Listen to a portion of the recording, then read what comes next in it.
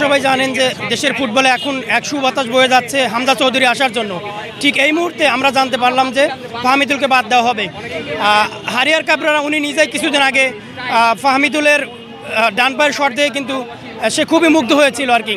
তাকে ইউরোপ থেকে নিয়ে আসছে এবং তাকে দিয়ে প্র্যাকটিস করেছে। ফাহমিদুল প্র্যাকটিসে কিন্তু খুবই অত্যন্ত ভালো করেছে, সে তিনোটা গোল করেছে এবং তার যে পাসগুলো, তার ক্ষিপ্রতা এবং তার ইউরোপিয়ান ফুটবলের সাথে যেই পরিচয় রয়েছে, সে পুরো 90 মিনিট খেলার মতো স্ট্যামিনা রাখে আর কি।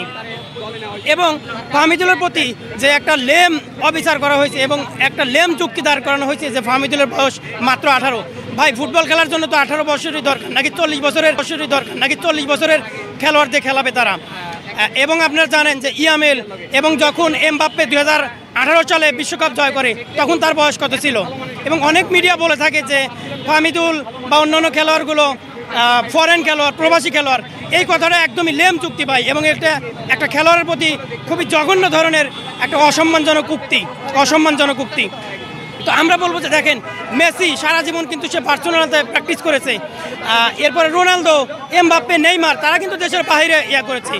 আর আপনারা কি ধরনের পাইপলাইন সৃষ্টি করলেন ফুটবলে, যে এখন যদি বাইরের প্লেয়ার আসে, বাইরের প্লেয়ার কেন, তারা আমাদের প্লেয়ার বাইরে প্র্যাকটিস করে, তারা যদি আসে আপনাদের পাইপলাইন নাকি ভেঙে যায়, তাহলে আপনারা কীভাবে ওয়ার্ল্ড কাপে কোয়ালিফাই করবেন? না, কখনোই আগাবে না। অবশ্যই মেধা দরকার। এখানে সিন্ডিকেট দিয়ে কোনোদিন ফুটবল আগাইতে পারে না। ফুটবল, ক্রিকেট কোনো ফিল্ডই কোনোভাবে আগাতে পারবে না সিন্ডিকেট যদি থাকে। সুতরাং আমরা চাই সিন্ডিকেট ভেঙে দিতে, আমরা আসছি সিন্ডিকেট ভাঙতে। আমাদের দাবি হচ্ছে এখন ফাহমিদুলকে দলনির্ভুক্ত করা এবং এই বাংলাদেশের ফুটবল ফেডারেশন থেকে চিরতরে সিন্ডিকেট বিদায় করা।